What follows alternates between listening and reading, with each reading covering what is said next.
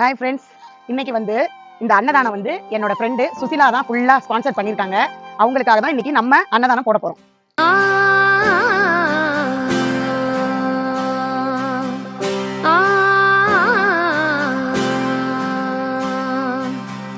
மண்ணிலே ஈரமுண்டு,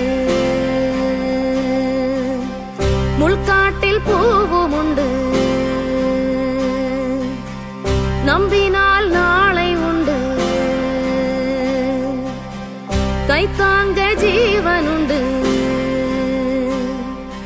எங்கே போனாலும் பொன்வானம் கண்ணோடு, எல்லை இங்கில்லை.